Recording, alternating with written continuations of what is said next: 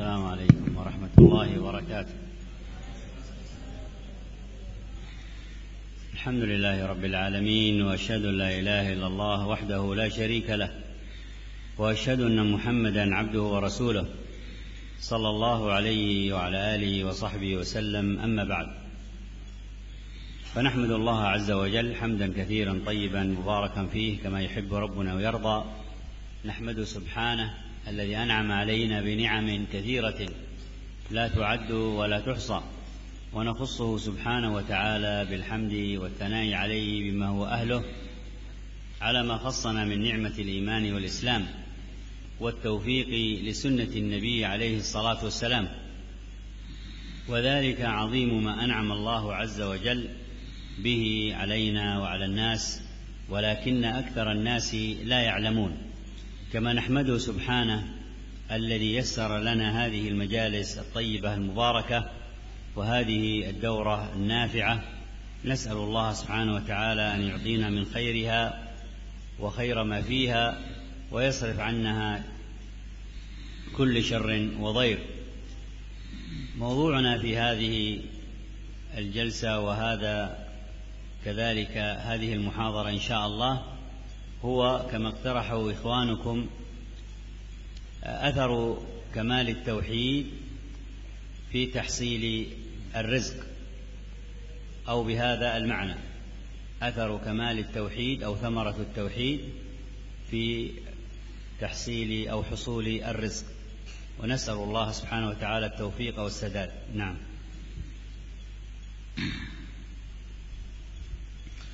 Setelah beliau membuka majelis ini dengan mengucapkan salam dan memuji Allah Subhanahu wa taala Rabbul Alamin, dan bersaksi bahwa tiada sesembahan yang berhak disembah melainkan Allah Azza wa Jalla semata, tiada sekutu baginya, dan bersaksi bahwa Muhammad sallallahu alaihi wasallam adalah hamba dan rasulnya. Salawat dan salam tercurahkan kepada baginda Rasulullah sallallahu alaihi wasallam, keluarganya, para sahabatnya, dan para pengikutnya. Kemudian setelah itu kami memuji Allah Subhanahu wa taala dengan pujian yang melimpah, yang penuh berkah, sebagaimana yang dicintai Allah Azza wa Jalla atas nikmat-nikmat yang besar yang Allah berikan kepada kita, kenikmatan yang kita tidak mampu menghitungnya. Sebagaimana kami mengkhususkan pujian dan sanjungan hanya untuk Allah Subhanahu wa ta'ala dengan sanjungan yang layak untuknya atas nikmat Islam, nikmat iman, dan taufik berjalan di atas sunnah Nabi sallallahu alaihi wasallam, maka ini merupakan nikmat yang besar yang Allah Azza wa Jalla berikan kepada kita dan kepada manusia secara umum, namun mayoritas manusia mereka tidak mengetahuinya.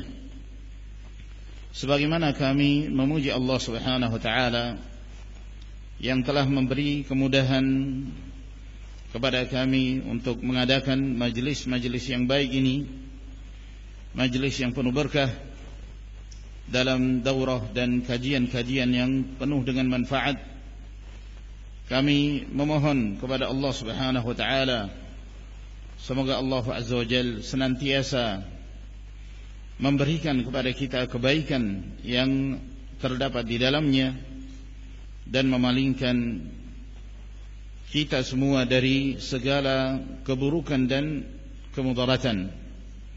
Judul pembahasan kita pada hari ini, pada pengajian ini, sebagaimana yang menjadi saran dari saudara-saudara antum sekalian, adalah tentang pengaruh kesempurnaan tauhid dalam mendapatkan rezeki. Maka kami memohon kepada Allah Subhanahu wa taala semoga kami diberi taufik dan kebenaran. أيها المسلمون عباد الله،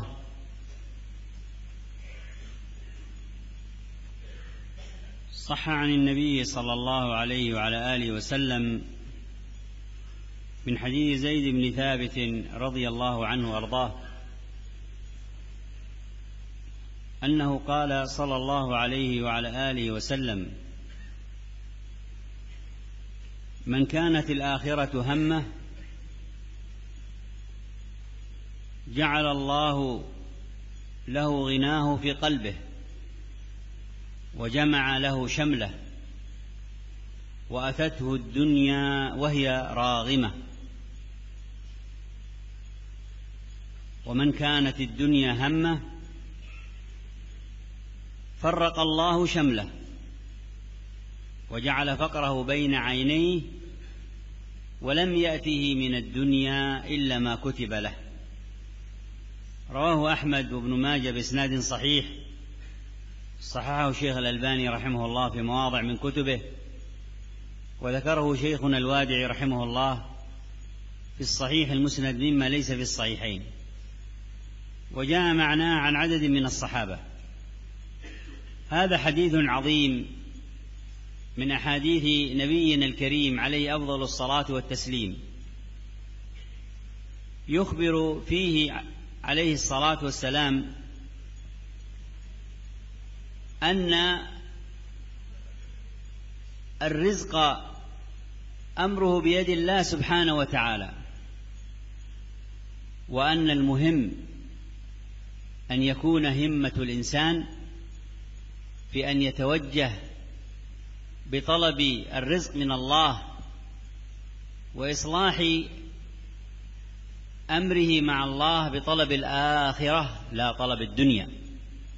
ولهذا قال في الحديث: من كانت الآخرة همه. إذا كانت الآخرة هم الإنسان فإن الله عز وجل ييسر له الأمور، يجمع عليه شمله ويعطيه من الغنى ما لا يحتسب، لأن أسباب الرزق كثيرة، ومن أعظم أسبابها عبادة الله عز وجل وتوحيده وعبادته، كما سيأتي معنا إن شاء الله تعالى.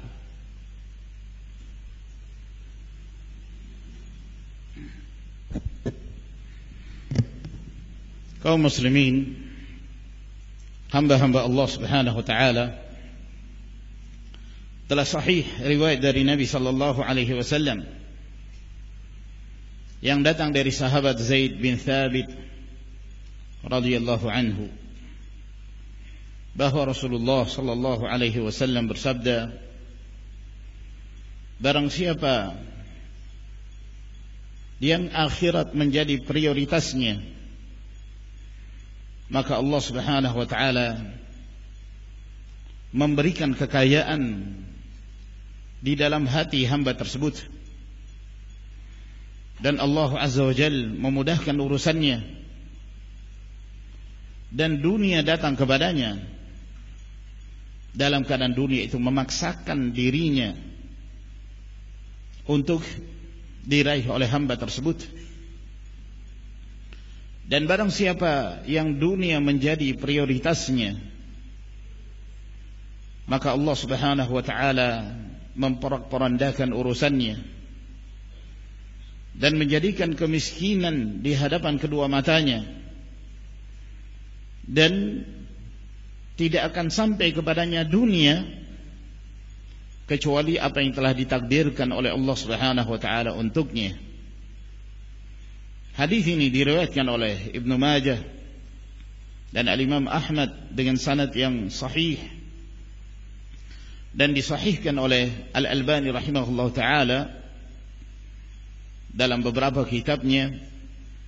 Demikian pula disahihkan dan disebutkan oleh Syekh kami Al-Wadi'i rahimahullah ta'ala di dalam kitabnya As-Sahih Al-Musnad mimma laysa fi sahihain. Sebagaimana hadis ini juga diriwayatkan dari beberapa sahabat Nabi sallallahu alaihi wasallam. Hadis yang agung ini yang datang dari Nabi sallallahu alaihi wasallam menjelaskan kepada umatnya bahwa rezeki itu perkaranya di tangan Allah Subhanahu wa taala. dan bahwa yang terpenting bagi seorang hamba adalah menjadikan fokus perhatiannya, prioritasnya adalah kembali kepada Allah Subhanahu wa taala, memperbaiki urusannya apabila dia hendak mendapatkan rezeki, dengan memperbaiki kehidupan akhiratnya, bukan dengan memprioritaskan kehidupan dunia. Sebagaimana yang disebutkan oleh Nabi sallallahu alaihi wasallam, barang siapa yang akhirat itu menjadi prioritasnya, apabila dia melakukan hal itu, menjadikan akhirat sebagai hal yang utama, maka Allah Subhanahu wa taala memudahkan urusannya,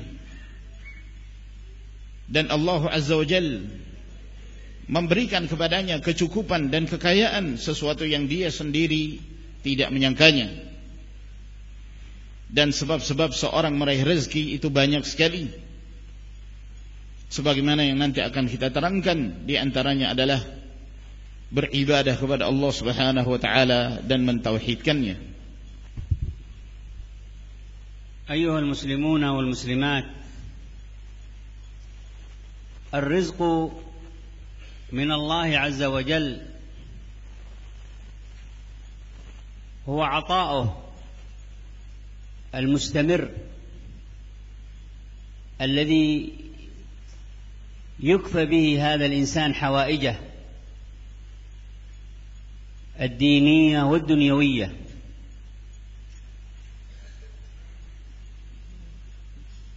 ولذلك ينسب الرزق إلى الله سبحانه وتعالى، لأنه وحده هو الواهب لهذا الرزق،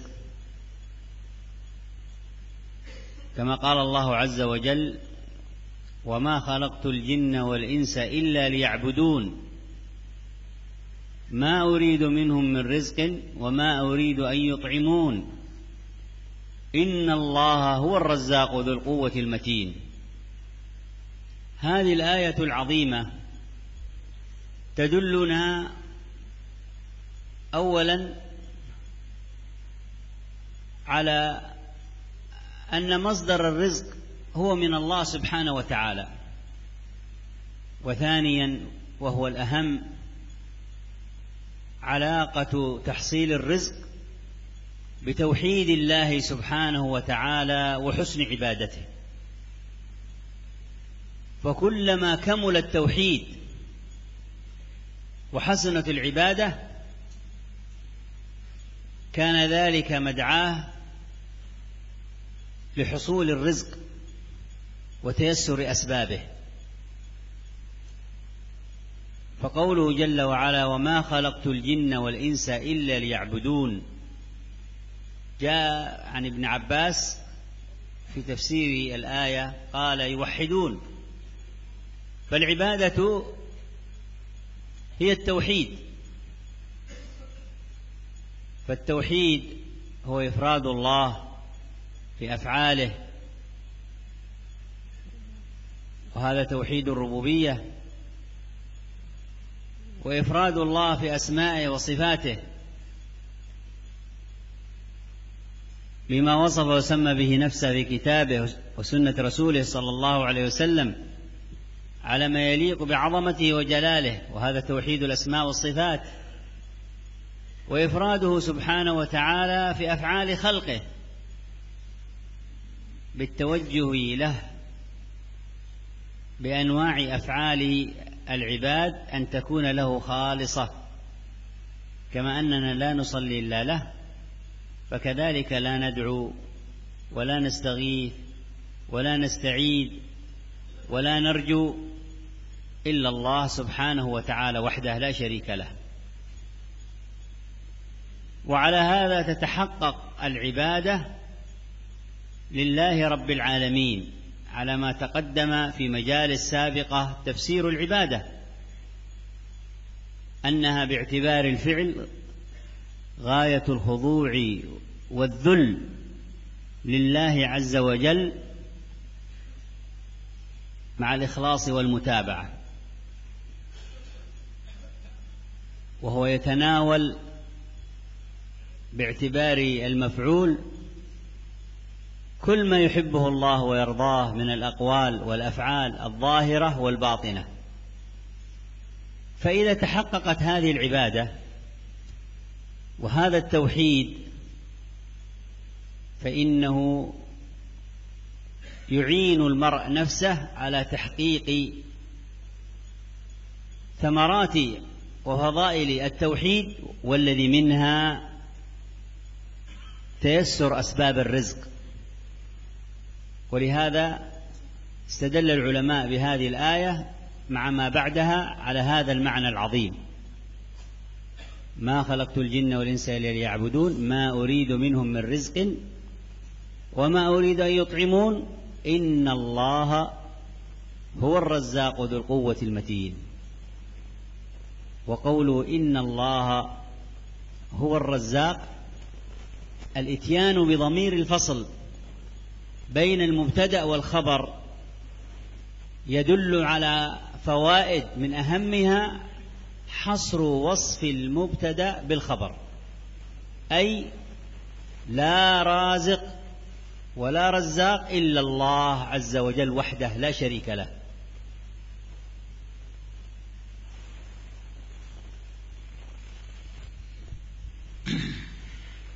Kaum muslimin dan muslimat, rezeki itu datangnya dari sisi Allah Subhanahu wa taala. Dialah Allah Azza wa Jalla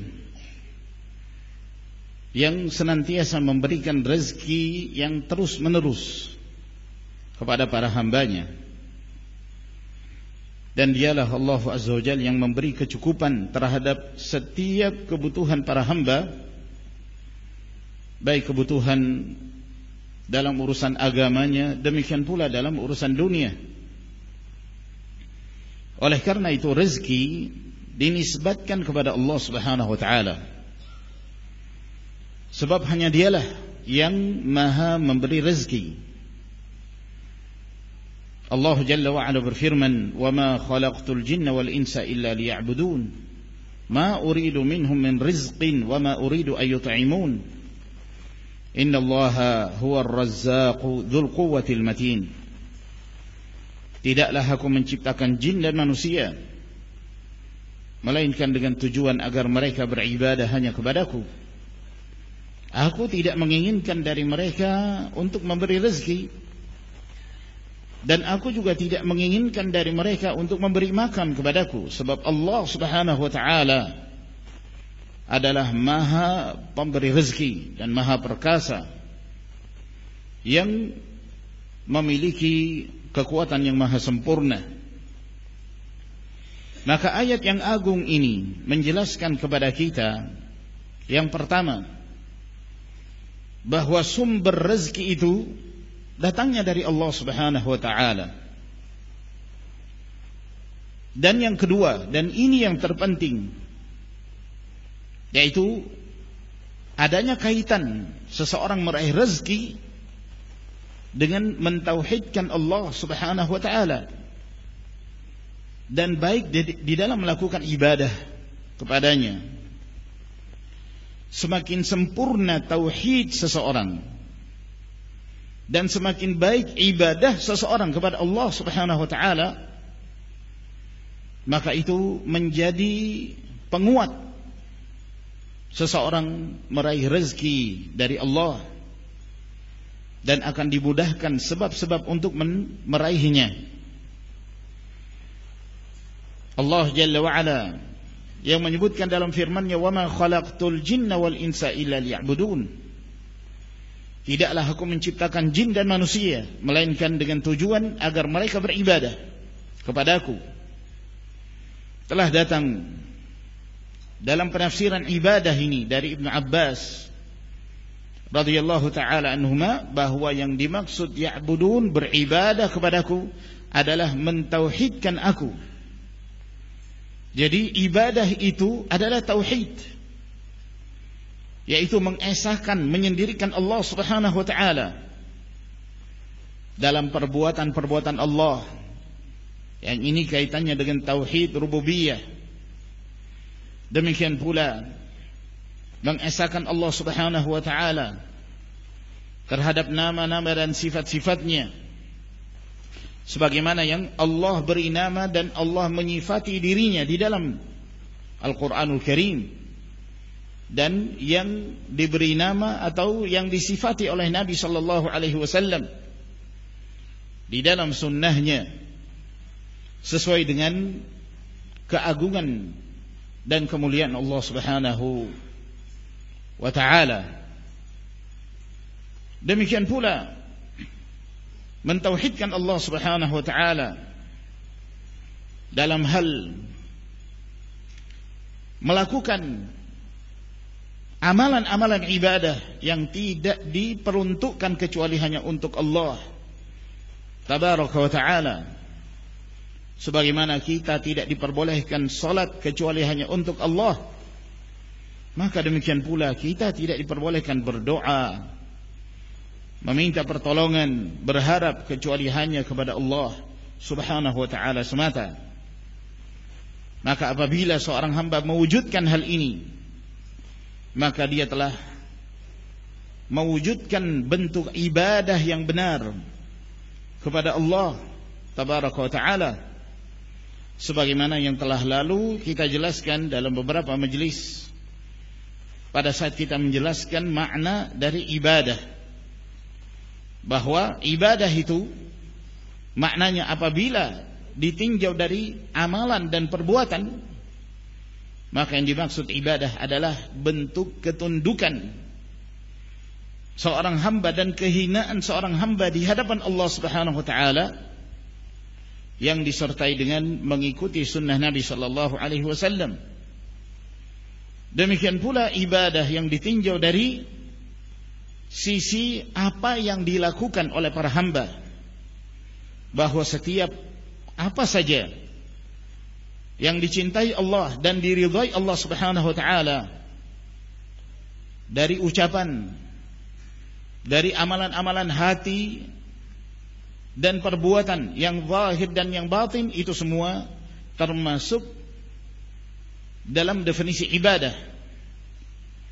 Maka apabila seseorang telah mewujudkan ibadah itu, maka hal itu akan membantu seorang hamba untuk mewujudkan apa yang menjadi pengaruh dan buah dari mentauhidkan Allah, yang diantaranya adalah dimudahkannya sebab-sebab seorang hamba mendapatkan rezeki. Oleh karena itu para ulama mereka menjadikan ayat ini sebagai dalil bahwa dengan mentauhidkan Allah itu akan memudahkan seorang hamba untuk meraih rezeki dari Allah Subhanahu wa ta'ala.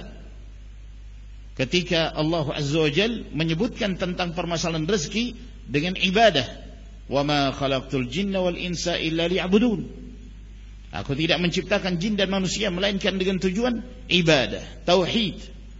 Ma uridu minhum min rizqin wa ma uridu ayyut'imun, aku tidak menghendaki dari mereka untuk memberikan rezeki atau memberi makan.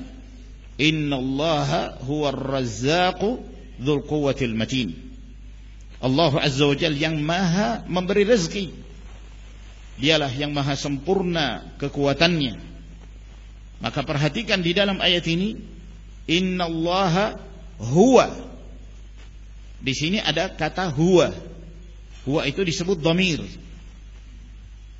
dan di sini ia disebut sebagai dhamir al-fasl, artinya kata ganti pemisah antara mubtada dan khabar, yang mana di dalam bahasa Arab dhamirul fasl, kata ganti pemisah itu yang memisahkan antara mubtada dan khabar, itu memiliki faidah.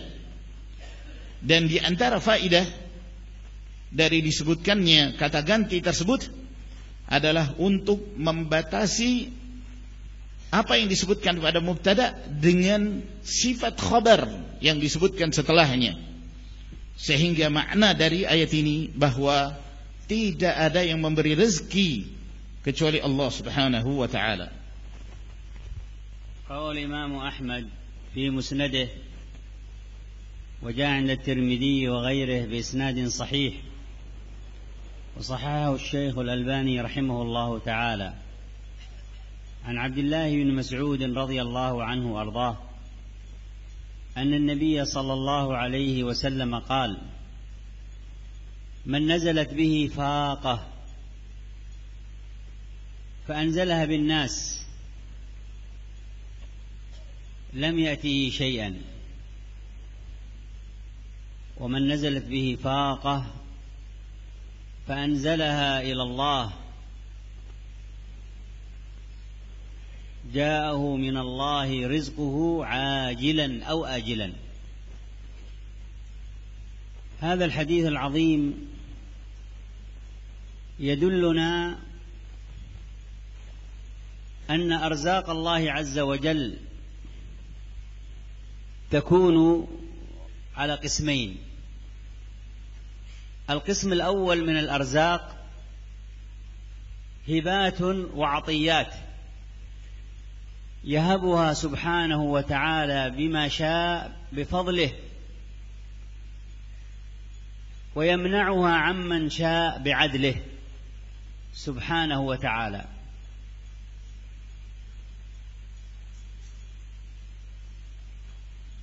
وقد تكون عامة للمؤمن والكافر والبر والفاجر، كالأرزاق التي تكون على الأرض، فالأمطار من رزق الله، وما يخرج من الأرض من رزق الله، وما يخرج من البحار من رزق الله، وكل هذا امتن الله عز وجل به على الناس أجمعين. وما أكثر الآيات التي فيها المنة برزق الله عز وجل من السماء والأرض والبحر والنهر ونحوه مما هو هبات من الله سبحانه وتعالى وعطيات. ومن رزقه بهذا المعنى ما يأتي على الإنسان على وجه خاص، كالإرث يرثه من ميت قريب،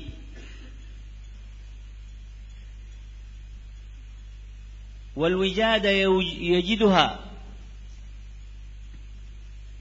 والكنز يعثر عليه، ونحو ذلك من الهبات والعطيات التي يهبها الله عز وجل لمن شاء. وإذا وهب الله عز وجل شيئا فإنه قد يكون فضلا وكرامة، وقد يكون امتحانا وابتلاء، كما قال الله عز وجل: ونبلوكم بالشر والخير فتنة وإلينا ترجعون. فكما يبتلي الله عز وجل بالضراء فإنه قد يبتلي بالسراء ليبلونا أنشكر أم نكفر، فإن أعطانا فشكرنا زادنا، وإن أعطانا فمنعنا حرمنا، وهو الحكم العدل سبحانه وتعالى.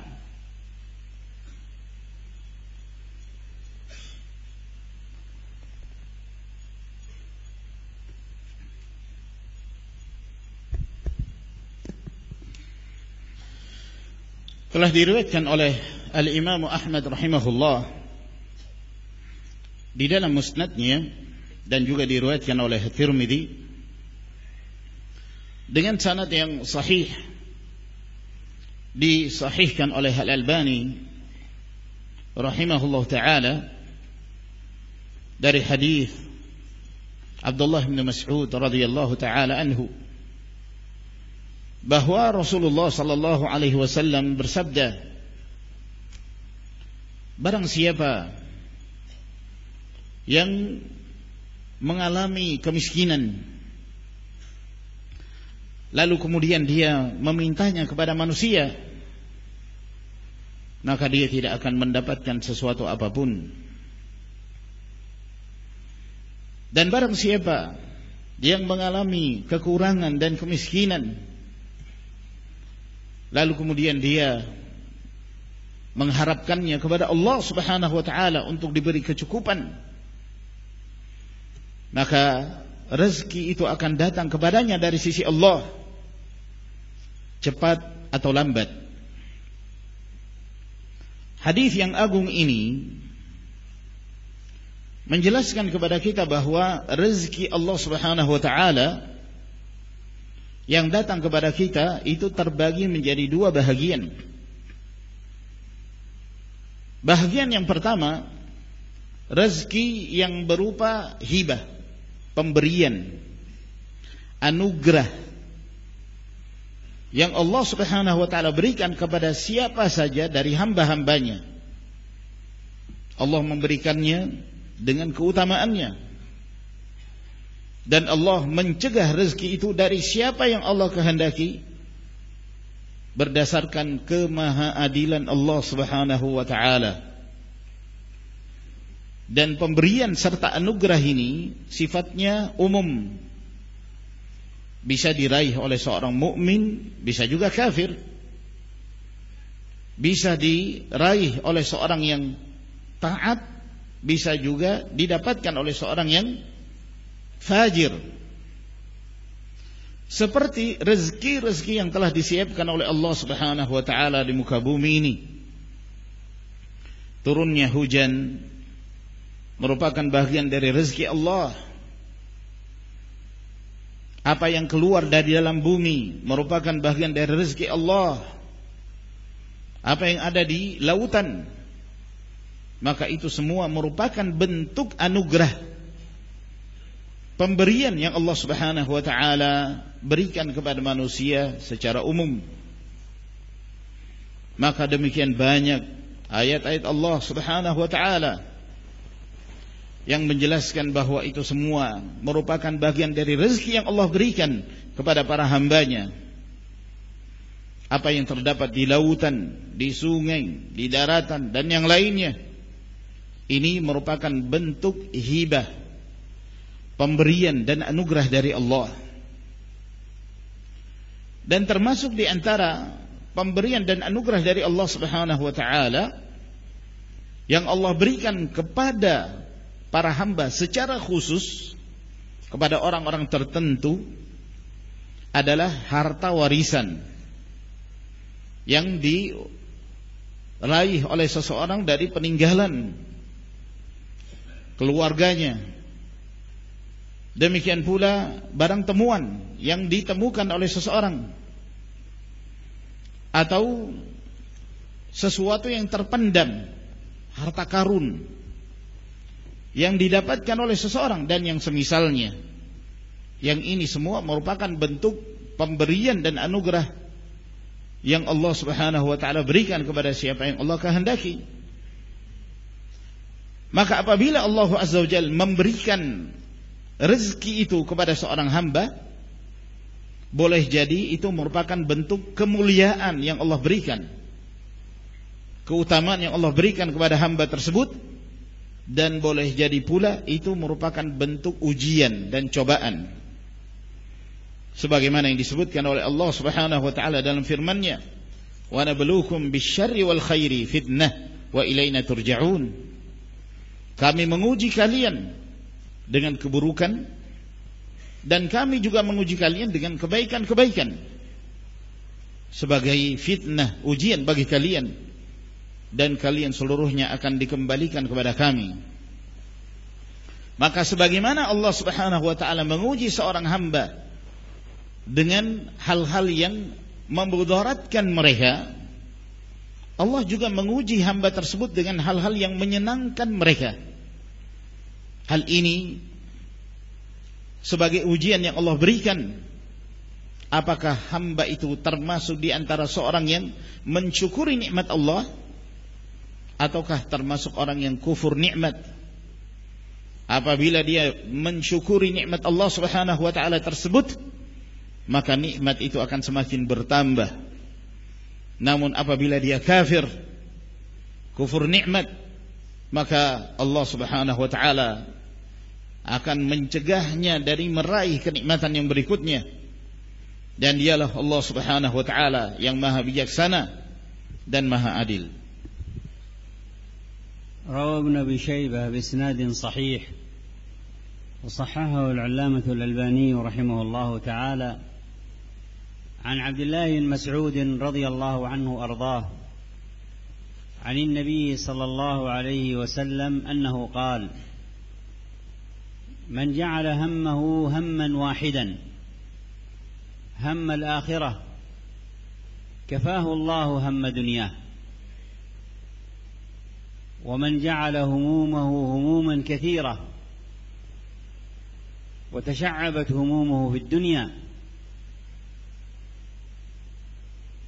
فرق الله عليه همه ولم يبالي في أي أوديتها هلك. هذا حديث عظيم فيه فوائد كثيرة، ومنها ما تقدم من أن من الرزق ما يكون هبة من الله، ومن الرزق وهذا الثاني القسم الثاني منه ما يكون الوصول إليه بأسبابه، أسبابه الشرعية وأسبابه الكونية. والله عز وجل بعظيم حكمته يدبر قسمة هذه الأرزاق. فإذا علمنا ذلك معاشر المسلمين فلنعلم أن رزق الله عز وجل لا يطلب إلا من الله.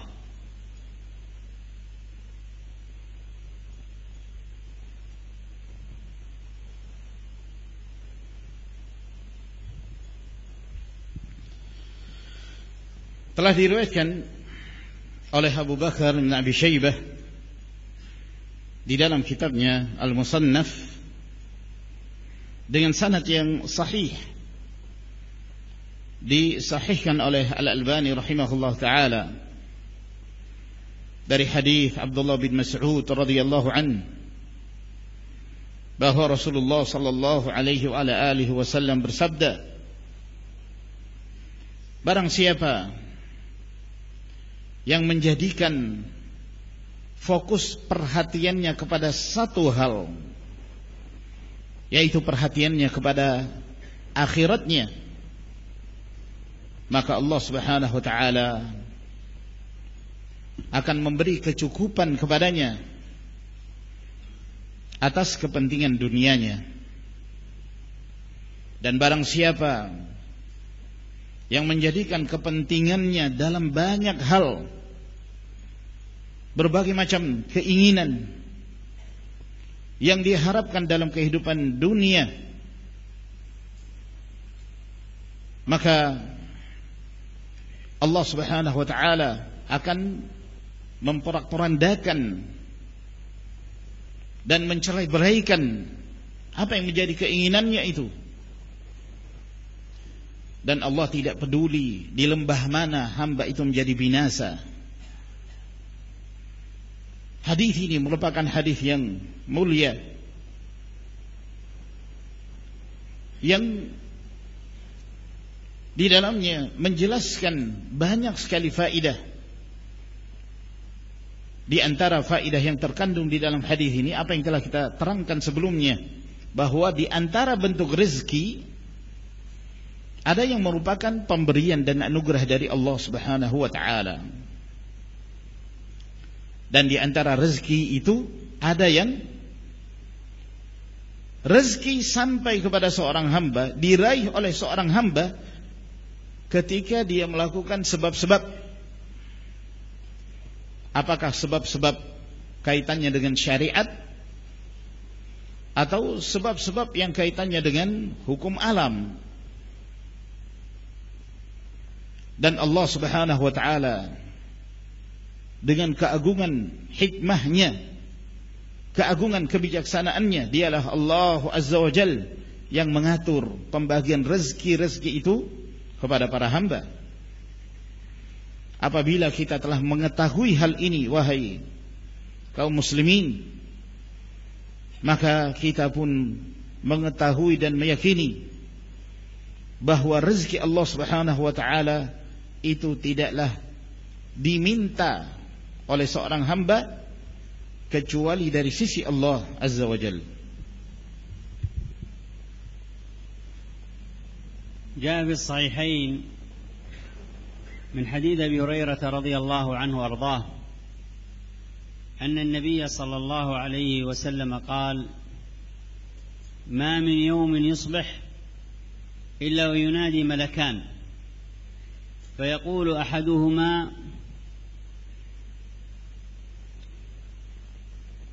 اللهم اعط منفق خلفا، ويقول الآخر في الممسك: اللهم اعط ممسك تلفا. فهذا الحديث يبين أن من أسباب الرزق الإنفاق، أن من أسباب الرزق الشرعية، وهي كذلك تقع كثيرا فتكون قدرية كونية جعلها الله عز وجل أسبابا لزيادة الرزق.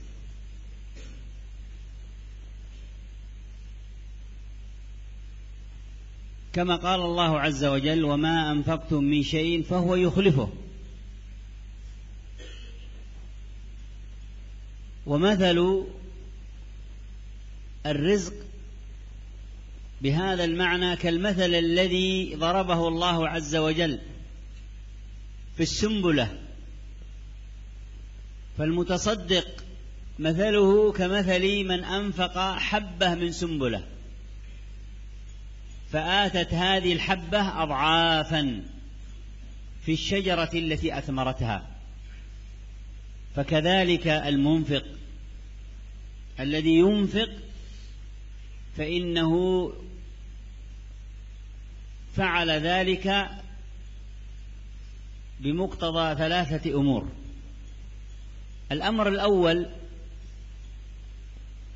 توحيده لله عز وجل، فهو عظم الله فعظم أوامره.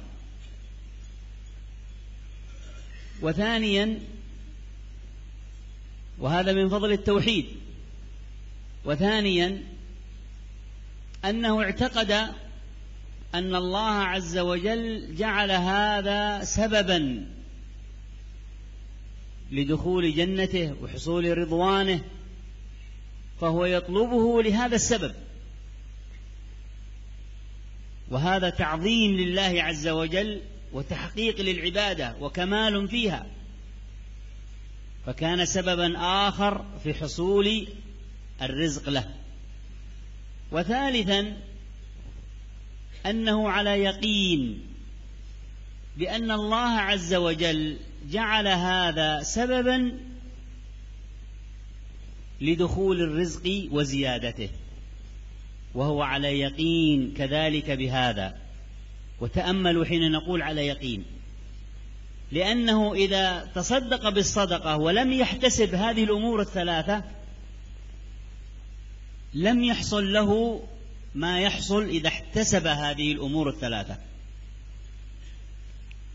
فبكمال توحيده لله عز وجل وتعبده ثانيا واحتسابه للصدقة ثالثا يحصل له الرزق من الله سبحانه وتعالى.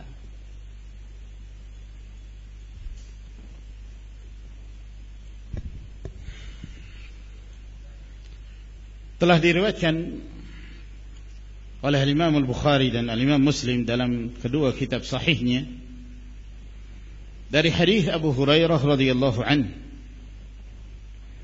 bahwa Rasulullah sallallahu alaihi wasallam bersabda,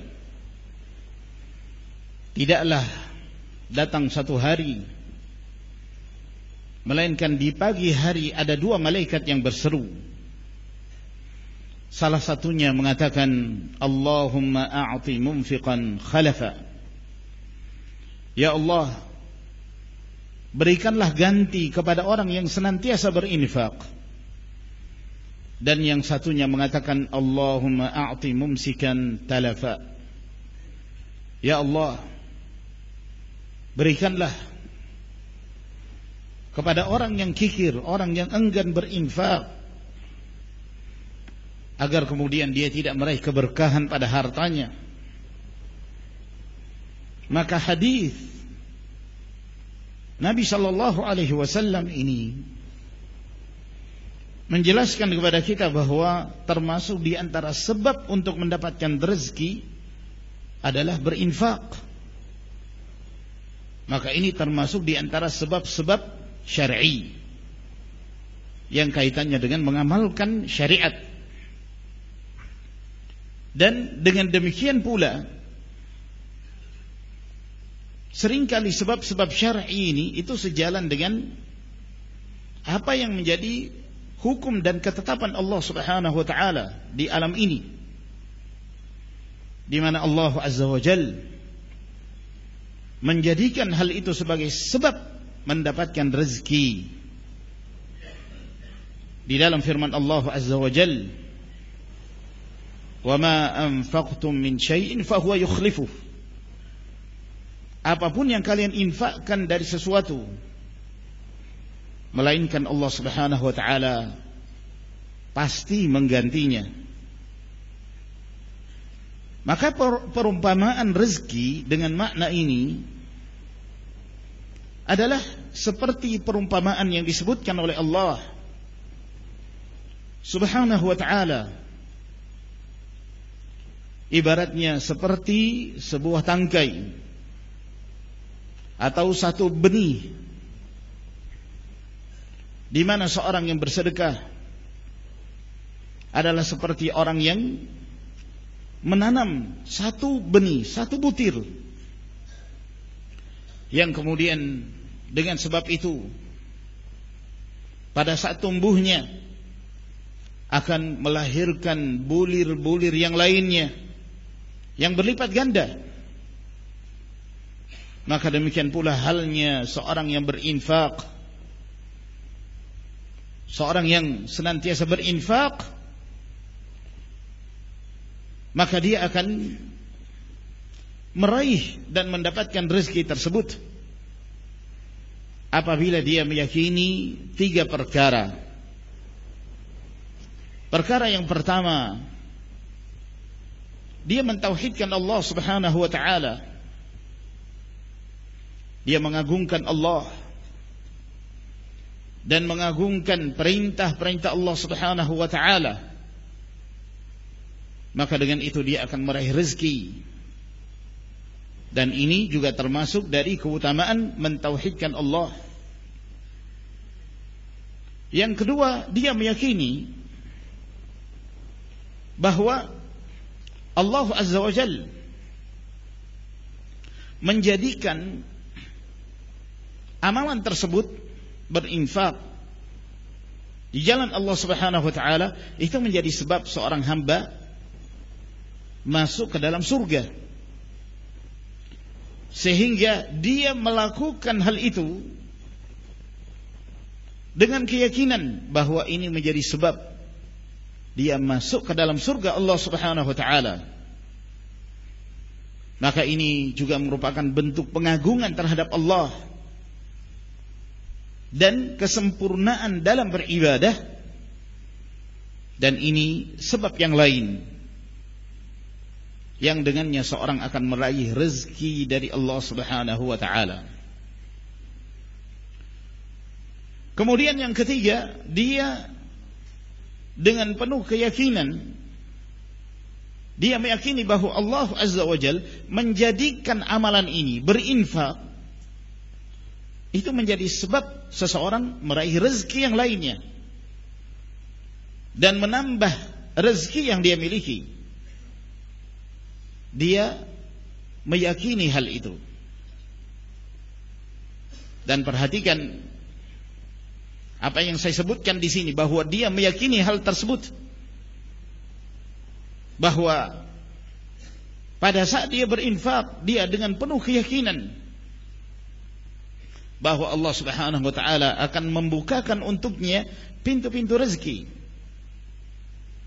Dan ini merupakan kesempurnaan tauhid seorang hamba dalam beribadah kepada Allah, dan juga merupakan bentuk ihtisab seorang hamba mengharapkan ridha Allah Subhanahu wa taala pada saat dia berinfak.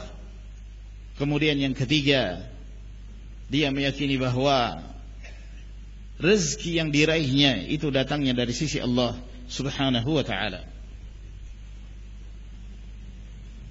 روى ابن حبان في صحيحه بإسناد صحيح وبمعناه في بعض السنن من حديث عمر رضي الله عنهما، من حديث عمر رضي الله عنه عن النبي صلى الله عليه وعلى آله وصحبه وسلم، صححه العلامة الألباني رحمه الله،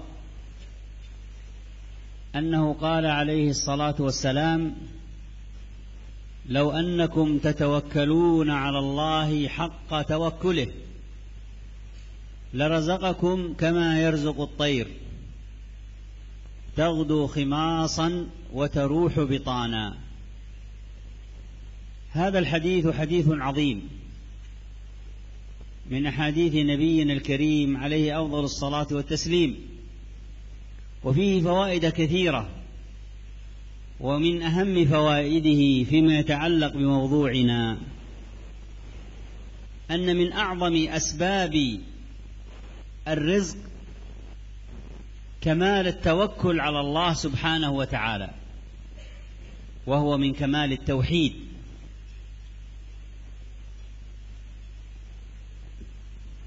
ونلاحظ أن أقسام التوحيد الثلاثة لها تعلق وارتباط عظيم بتحقق أسباب الرزق. فالتوكل جمع أقسام التوحيد الثلاثة،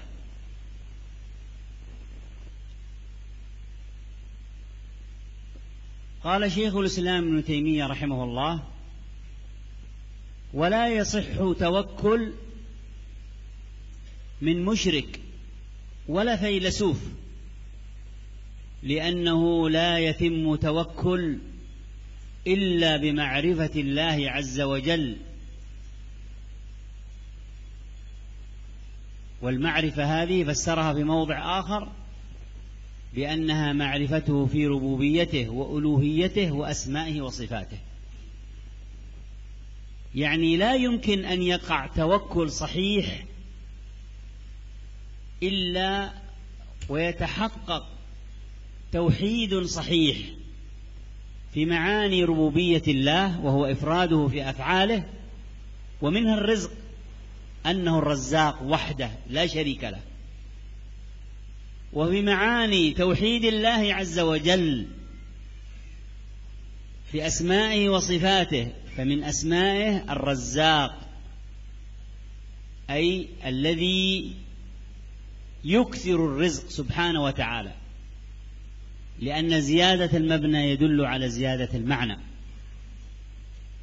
فهو وحده المتفرد بكثرة الرزق وإعطاء الرزق.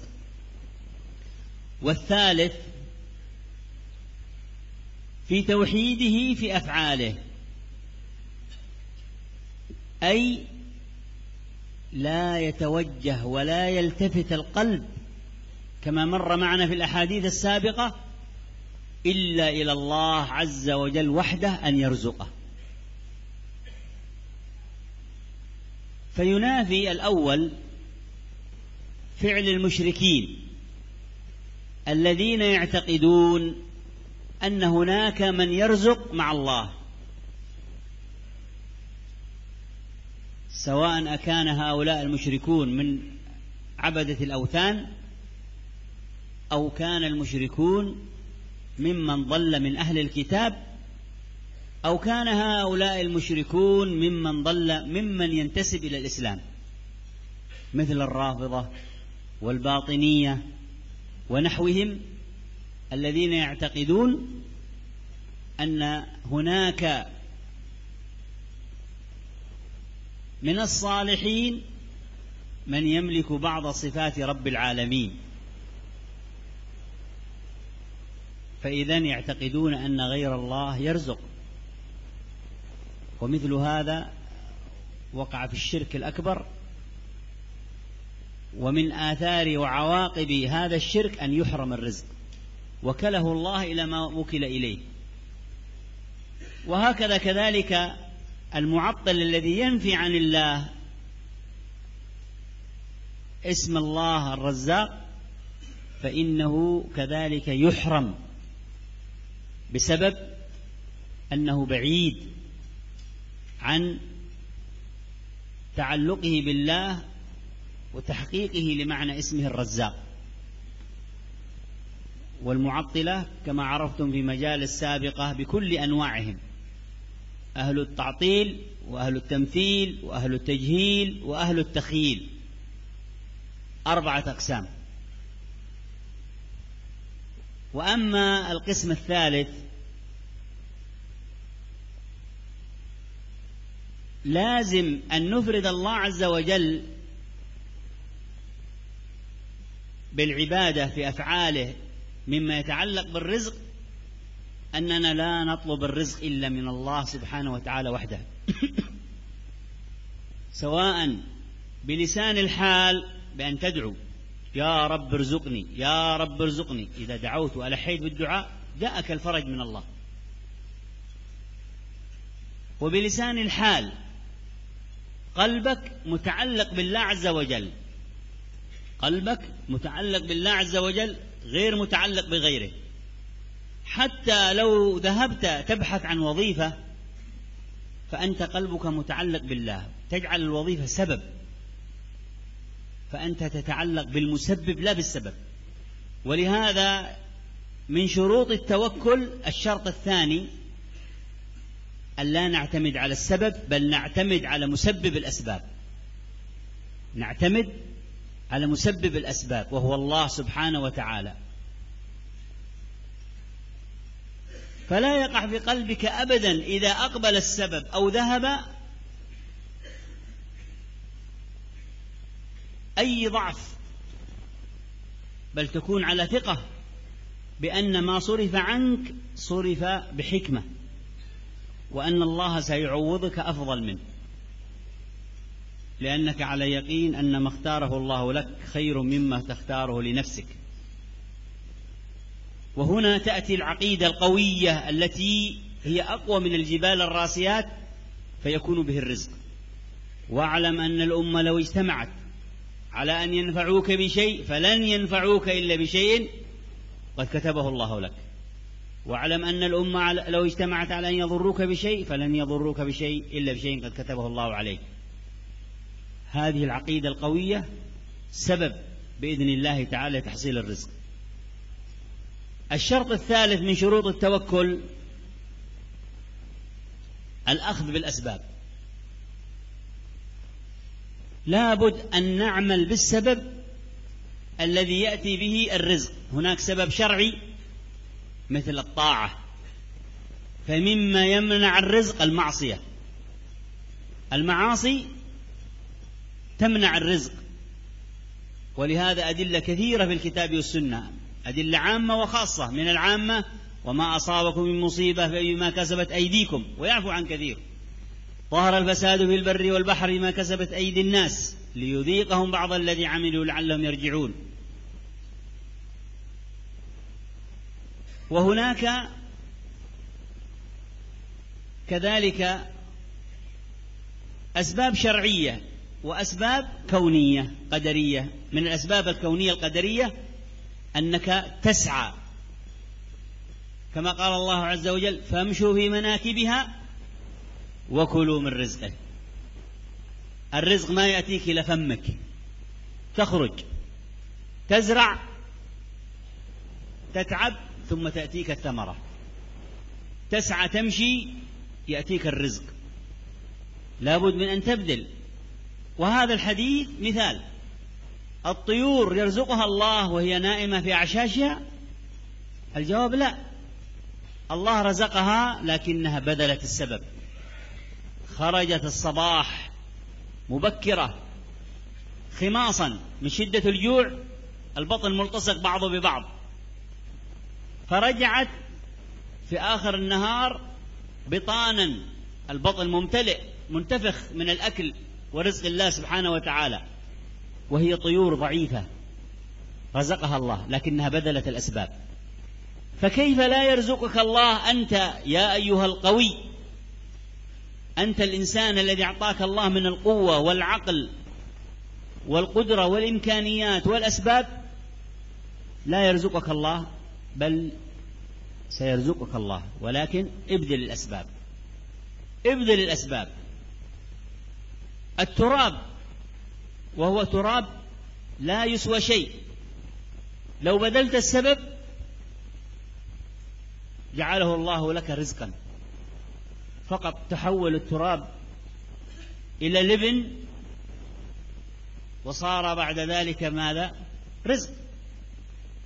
تبيع التراب، تحوله، بذلت سبب، حولته من تراب إلى لبن وصار رزق تستطيع أن تكتسب به.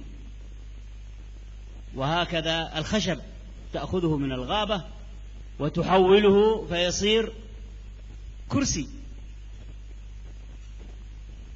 بذلت السبب، فجعل الله عز وجل ما أعطاك وهبك بالسبب الذي بذلته رزق.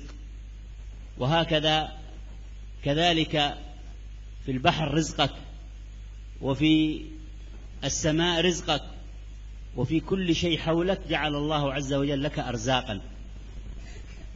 فالخلاصة معاشر المسلمين، هذا المبحث مبحث طويل، ولكن حسبنا بهذه الإشارات أن نشير إلى أهمية الاعتناء بكمال التوحيد الذي به بإذن الله سبحانه وتعالى يحصل الرزق.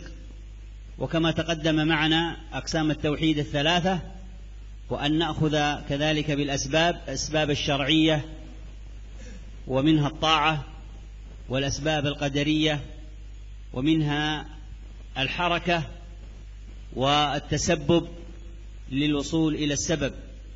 نسأل الله سبحانه وتعالى أن يرزقنا الرزق الحلال الطيب. وفي الأخير نختم بخاتمة نجعله إن شاء الله بعد هذه الترجمة.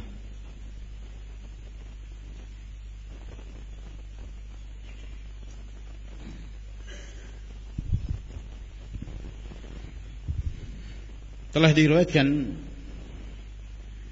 oleh Ibn Hibban di dalam sahihnya dengan sanad yang sahih, dan juga diriwayatkan oleh sebagian ashabus sunan yang semakna dengannya dari Umar ibn al-Khattab radhiyallahu ta'ala anhu. Hadis ini disahihkan Al-Albani, bahwa Nabi sallallahu alaihi wasallam bersabda, kalau seandainya kalian bertawakal kepada Allah dengan sebenar-benarnya tawakal, niscaya Allah akan memberikan rezeki kepada kalian sebagaimana Allah memberikan rezeki kepada burung-burung, di mana burung-burung tersebut di pagi hari mereka keluar dari sarangnya dalam keadaan perutnya kosong, dan mereka kembali ke sarangnya dalam keadaan perutnya telah penuh dengan makanan. Ini merupakan hadis yang agung, dan termasuk di antara hadis-hadis Nabi sallallahu alaihi wasallam yang di dalamnya terdapat banyak faidah. Dan di antara faidah hadis ini yang kaitannya dengan pembahasan kita, bahwa termasuk di antara sebab terbesar seorang hamba meraih rezeki adalah kesempurnaan tawakalnya kepada Allah Subhanahu wa taala. Dan kesempurnaan tawakal termasuk dari kesempurnaan tauhid. Dan kita memperhatikan bahwa 3 macam tauhid, tauhid rububiyah, uluhiyah, dan al-asma wa sifat, itu memiliki keterkaitan, memiliki hubungan yang dengannya seseorang akan meraih sebab-sebab untuk mendapatkan rezeki itu dengan bertawakal. Maka bertawakal kepada Allah Subhanahu wa taala itu mengumpulkan 3 jenis tauhid. Diterangkan oleh Syekhul Islam Ibn Taimiyah rahimahullah bahwa tidaklah benar tawakal yang dilakukan oleh seorang yang menyekutukan Allah, dan tidaklah benar tawakal seorang filosof, sebab tidaklah sempurna tawakal seorang hamba kecuali dengan mengenal Allah Subhanahu wa taala. Dan di tempat yang lainnya diterangkan oleh Ibn Taimiyah rahimahullah tentang makna dari mengenal Allah, yaitu mengenal Allah Subhanahu wa taala dalam rububiyahnya, dalam uluhiyahnya, dan dalam nama-nama dan sifat-sifatnya. Maka tidaklah mungkin tawakal seseorang menjadi benar kecuali dengan tauhid yang benar, yaitu meyakini bahwa Allah Subhanahu wa taala adalah sumber dari segala rezeki. Di tangannya lah seluruh rezeki. Demikian pula meyakini tentang nama Allah Subhanahu wa taala bahwa Allah Azza wa Jalla itu di antara namanya adalah Ar-Razzaq, yang makna dari Ar-Razzaq adalah yang maha memberi rezeki, yang banyak memberikan rezeki. Ar-Razzaq, kata para ulama bahwa bertambahnya bangunan sebuah kata itu menunjukkan bertambahnya makna. Jadi kalau Razik memberi rezeki, tapi nama Allah bukan Razik, Razzaq. Artinya Allah Jalla wa'ala yang senantiasa memberikan rezeki kepada siapa saja dari kalangan hambanya.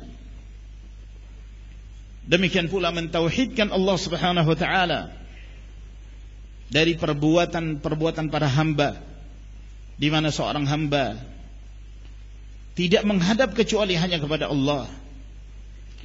Hatinya tidak menoleh kecuali hanya kepada Allah Subhanahu wa ta'ala dengan penuh keyakinan bahwa hanya Allah yang memberikan rezeki kepadanya.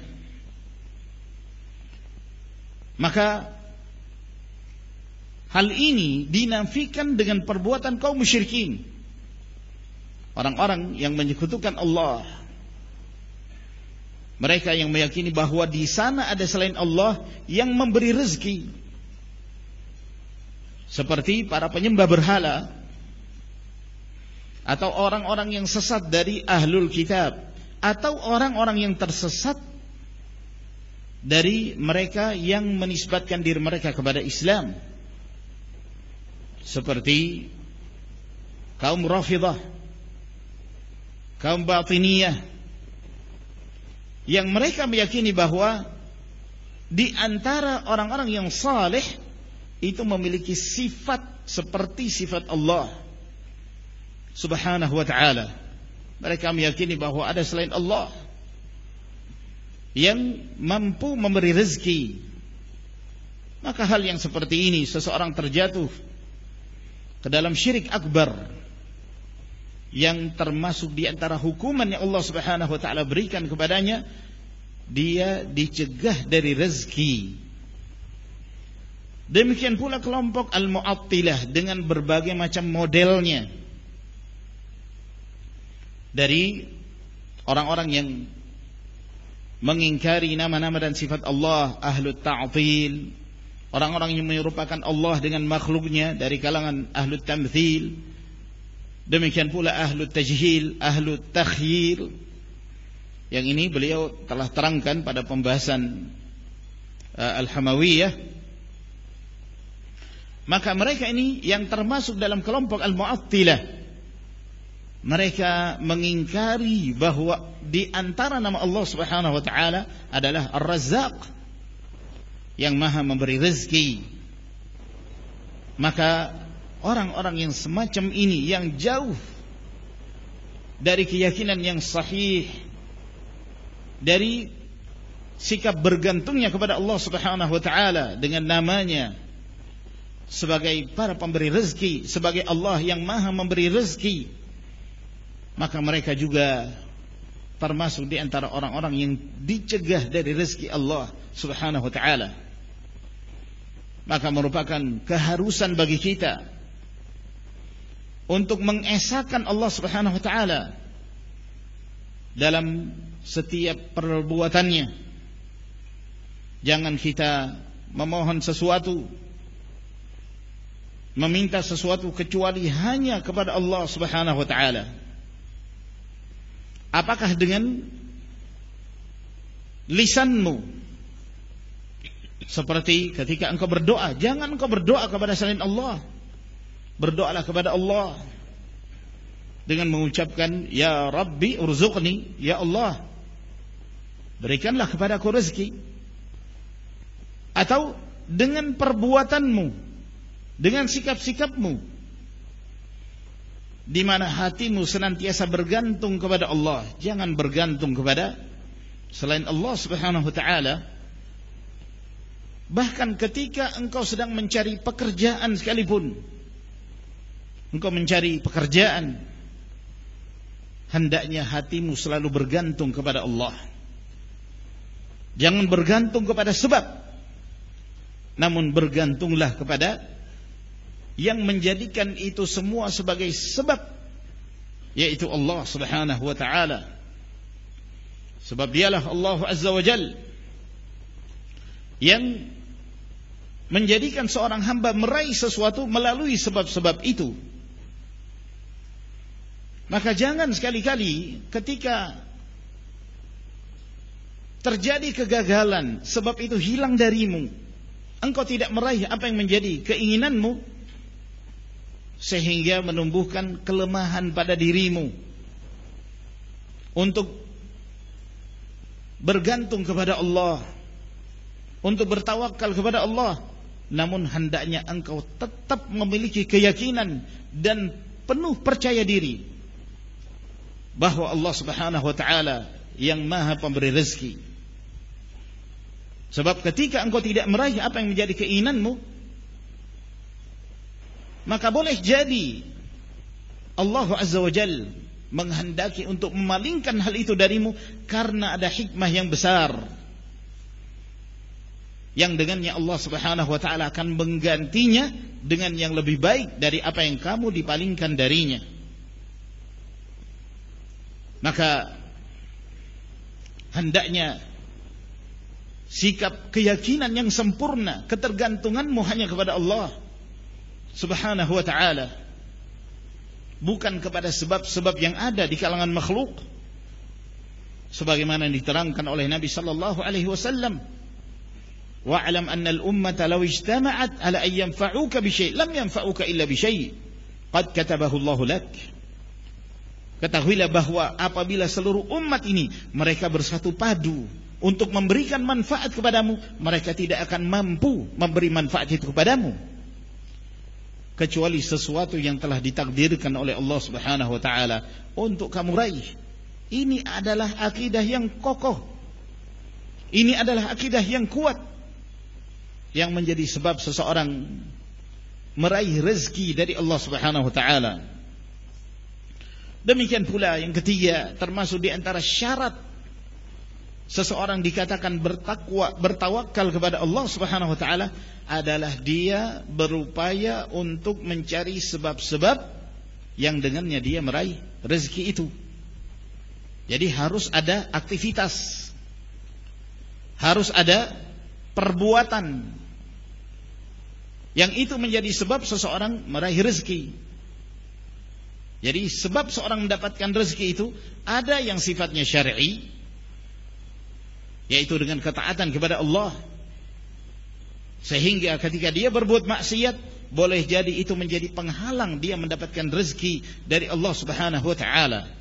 Dalil-dalil tentang hal ini banyak sekali. Ada dalil yang bersifat umum, ada pula dalil yang bersifat khusus. Dalil yang bersifat umum yang disebutkan oleh Allah Subhanahu wa taala, "Wa ma asabakum min musibatin fabima kasabat aydikum." Apa yang menimpa kalian dari satu musibah itu disebabkan karena ulah-ulah kalian sendiri. Demikian pula dalam firman Allah Azza wa Jalla, "Dhahara al-fasadu fil barri wal bahr bima kasabat aydin nas liyudhiqahum ba'dha alladhi 'amilu la'allahum yarji'un." Telah nampak kerusakan di daratan dan di lautan akibat dari tangan-tangan manusia itu sendiri, agar kemudian mereka merasakan sebagian dari apa yang mereka perbuat. Semoga mereka kembali kepada Allah Subhanahu wa taala.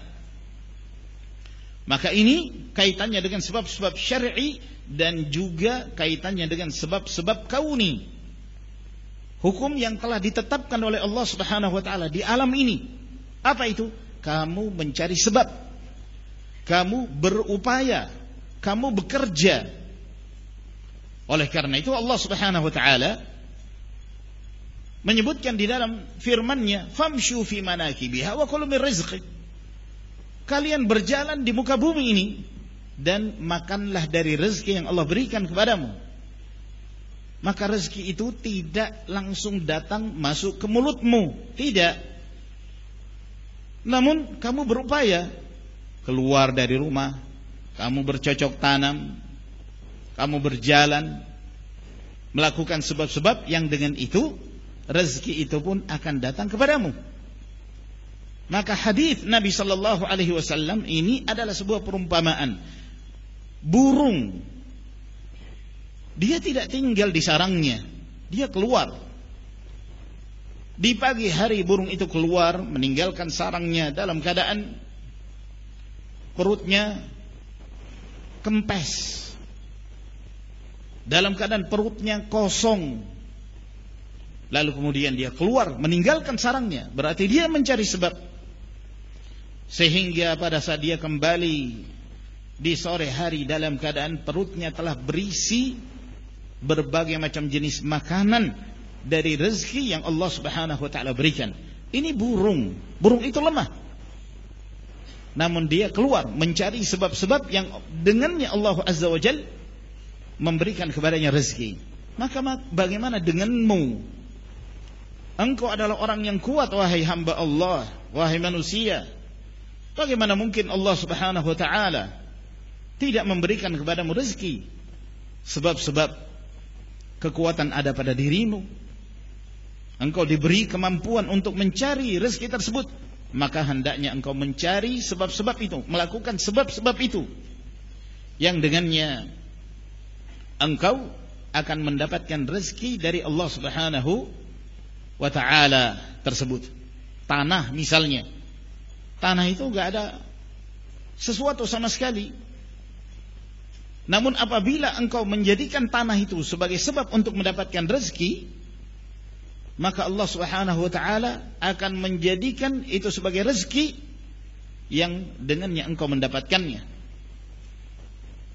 Caranya bagaimana? Engkau datang ke tanah itu, lalu kemudian mengolahnya menjadi batu bata, sehingga dengan batu bata tersebut engkau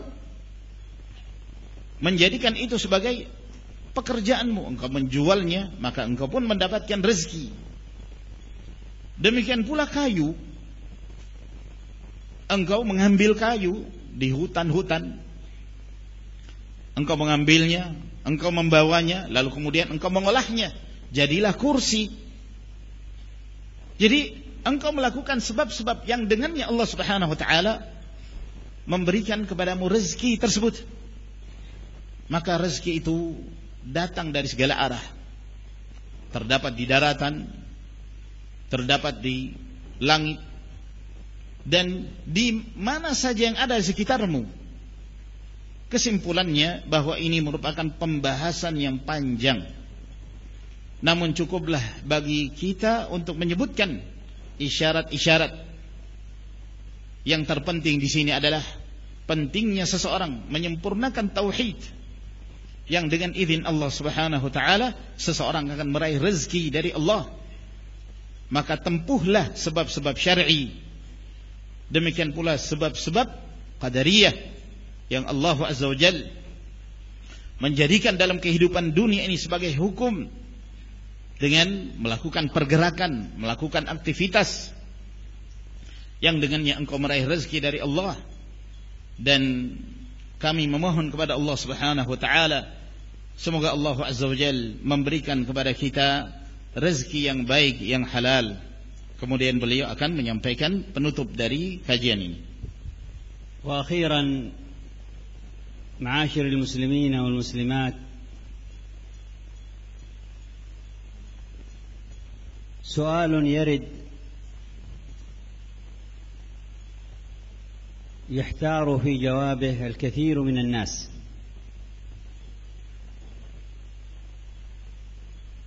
هل الغنى والفقر شيء مكتوب مقدر علينا أم له أسبابه ونستطيع أن نغير هذا الوصف منا؟ والجواب عليه في حديث عن النبي صلى الله عليه وسلم رواه الإمام أحمد في مسنده بإسناد صحيح، وجاء عن غيره من حديث عبد الله بن عمر رضي الله عنه وأرضاه، ومعناه من حديث ابن عباس وعائشة، وصححه العلامة الألباني رحمه الله في مواضع من كتبه،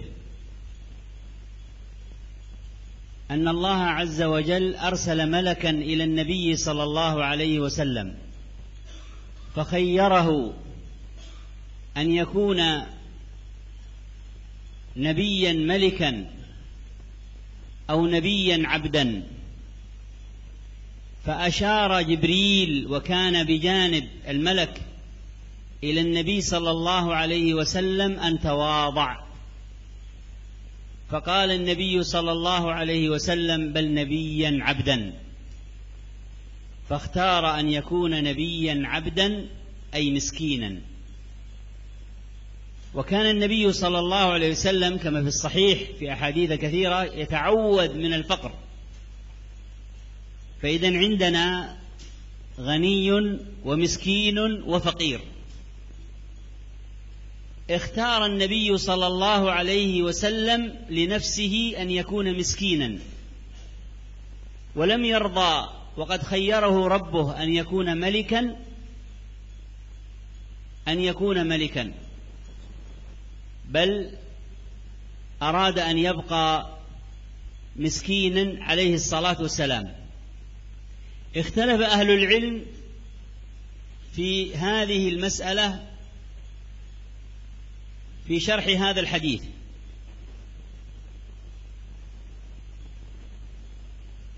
وقد ذكر أهل العلم أقوالا، والصحيح في هذا التفصيل جمعا بين الأدلة من الكتاب والسنة. فإن من الرزق ما يملكه الإنسان ببذل أسبابه الشرعية كما تقدم والقدرية الكونية،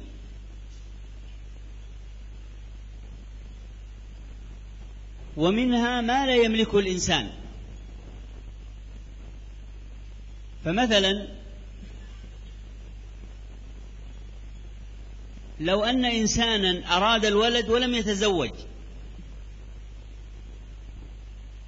هل نقول أنه كتب عليه ألا يكون له ولد فلذلك لا سبيل لتحصيل هذا الإنسان للولد؟ هل نصيب بهذا؟ لم نصب بهذا. لكن لو بذل الأسباب فتزوج ولم يأتي الولد، والثانية والثالثة والرابعة ولم يأتي الولد، نقول قدر الله له ألا يكون له ولد، لأنه بذل الأسباب. فبعد بذل الأسباب يكون الإنسان قد أفرغ ما قدر وطلب منه. فإذن الخلاصة الرزق منه ما يملكه الإنسان، أي يملك أسبابه الشرعية والكونية، ومنه ما يكون فضل من الله سبحانه وتعالى، كما قال الله عز وجل: يهب من يشاء إناثا ويهب من يشاء الذكور أو يزوجهم ذكرانا وإناثا ويجعل من يشاء عقيما. قسمة الله سبحانه وتعالى الذي قسم هذه القسمة أمرنا أن نأخذ بالأسباب، أن نأخذ بأسباب الزواج لحصول ماذا؟ لحصول الذرية. وإذا أردنا الذكور كذلك له سبب. سئل النبي صلى الله عليه وسلم: كيف يكون الذكر من الأنثى؟ قال: إذا غلب ماء الرجل ماء المرأة كان أذكرا، وإذا غلب ماؤها ماء الرجل أنثى. معناه أن الرجل ينظر كيف يكون ماءه يغلب. انظر هذا الكلام قبل 1400 سنة، واليوم العلم الحديث يثبت أن التذكير والتأنيث إنما هو بيد الرجل، لأن إذا كان المطلوب التذكير فهو بيد الرجل. لماذا؟ يحافظ على قوة مائه، يحافظ على قوة مائه. إذن إذا كان ماءه ليس بقوي يبذل الأسباب، يأكل الأسباب الطعام المقوي ويبذل الأسباب المقوي لمائه. ليست قوة الماء قوة الجسد، لا، قوة الماء شيء آخر.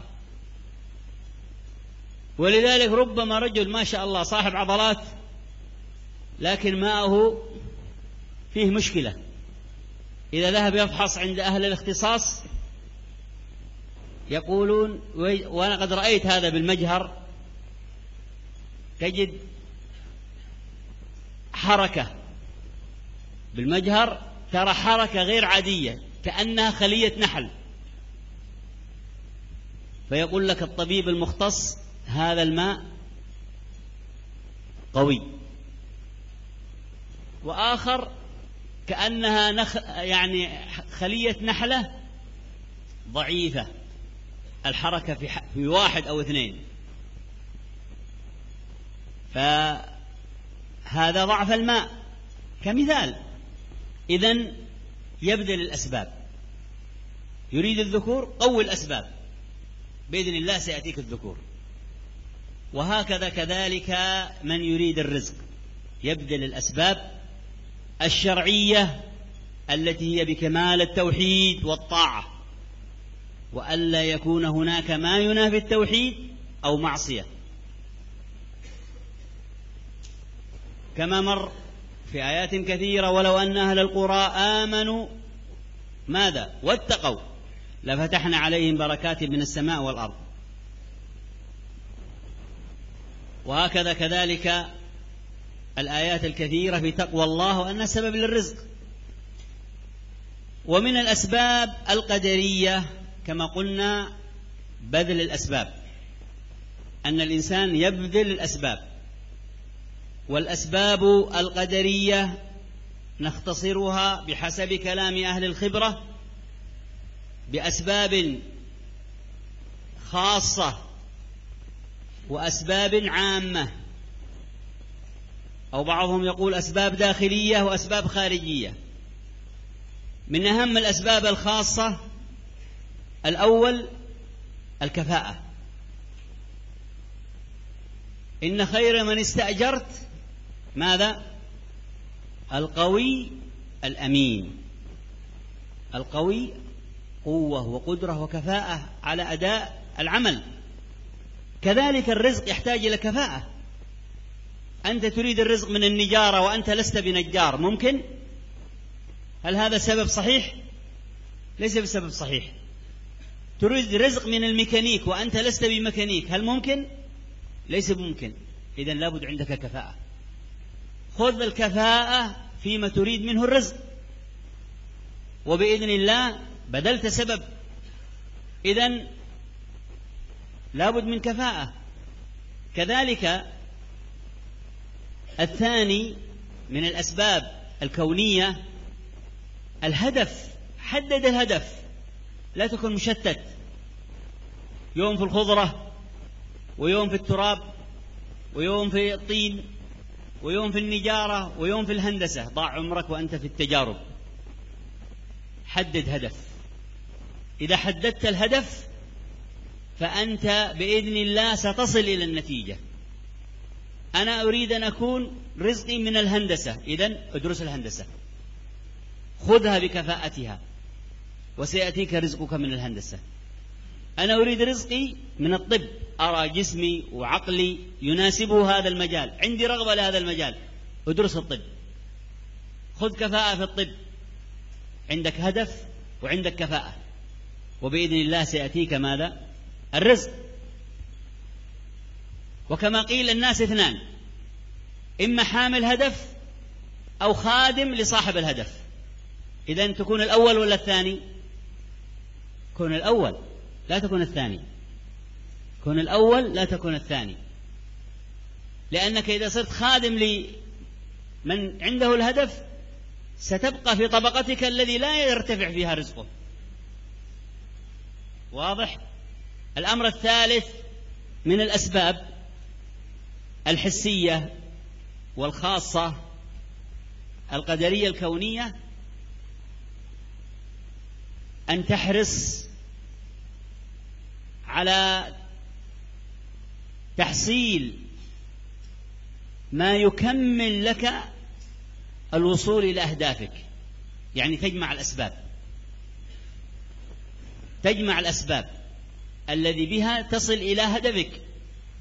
فإن كان هدفك يحتاج إلى دراسة تدرس، إن كان هدفك يحتاج إلى محل تبني وتستعد لتهيئة المحل، إن كان هدفك يحتاج إلى أن تنتقل إلى مكان آخر انتقل إلى مكان آخر، وهكذا. الأمر الأخير من هذه الأسباب، وهذا على وجه الاختصار، حسن إدارة الهدف الذي تريد الوصول إليه أو الذي بدأت الشروع فيه. لابد أن يكون عندك إدارة حكيمة، تراقب بنفسك.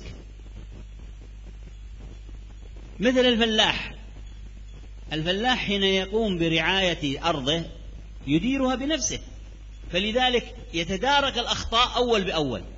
أول ما يظهر مرض يعالج المرض، أول ما تظهر حشرة ضارة يبعد الحشرة الضارة، أول ما تظهر حشيش أو أشجار ضارة يبعدها. ونفس الشيء راعي الغنم يدير رعايته بنفسه، فيعالج كل شيء أول بأول.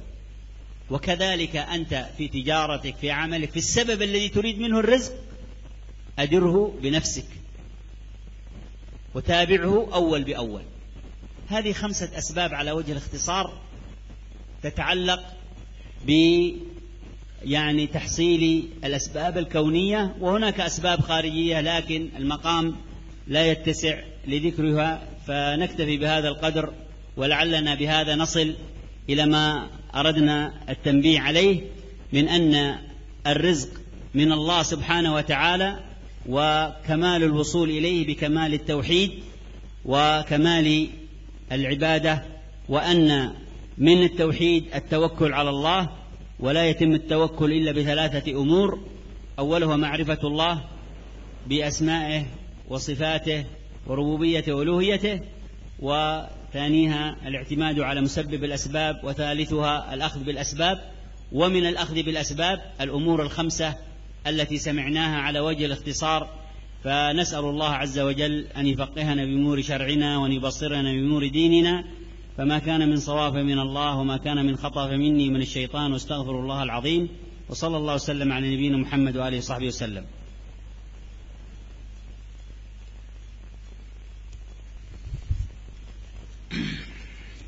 Sebagai penutup, ma'asyiral muslimin wal muslimat, di sini ada sebuah pertanyaan yang banyak dari kalangan manusia bingung dalam menjawabnya, yaitu tentang kekayaan dan kemiskinan. Apakah ini merupakan sesuatu yang telah ditakdirkan oleh Allah Subhanahu wa taala kepada kita sekalian, atau rezeki itu memiliki sebab-sebab yang kita mampu melakukan perubahan pada kondisi kita dari kaya atau miskin itu? Maka jawaban atas pertanyaan ini adalah hadis Nabi sallallahu alaihi wasallam yang diriwayatkan oleh Imam Ahmad dalam musnadnya dengan sanad yang sahih, dan juga diriwayatkan oleh yang lainnya dari hadis Ibnu Umar, dan yang semakna datang dari hadis Ibnu Abbas dan Aisyah radhiyallahu taala anhum. Hadis ini disahihkan oleh Al-Albani dalam beberapa kitabnya, bahwa Allah Subhanahu wa taala pernah mengutus seorang malaikat kepada Nabi sallallahu alaihi wasallam untuk memberi pilihan kepada Nabi, apakah ingin menjadi seorang nabi dan sebagai seorang penguasa, atau menjadi seorang nabi tapi dia menjadi seorang hamba yang miskin. Maka Jibril alaihissalam yang ada di dekat dari malaikat tersebut memberi isyarat kepada Nabi sallallahu alaihi wasallam agar hendaknya Nabi bersifat tawadhu', rendah hati.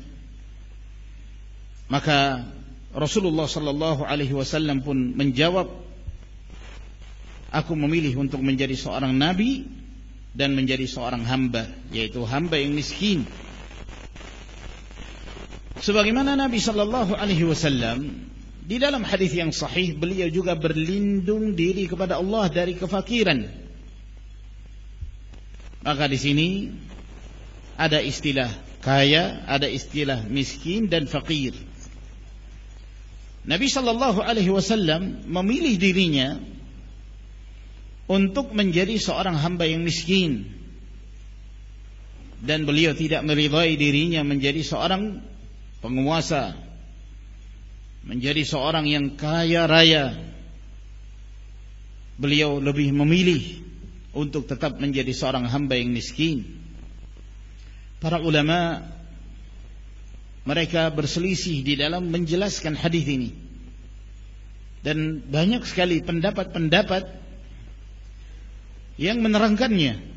Dan yang sahih di dalam memahami hadis-hadis ini adalah merincinya, mengumpulkan dan mengkompromikan setiap dari dalil-dalil tersebut.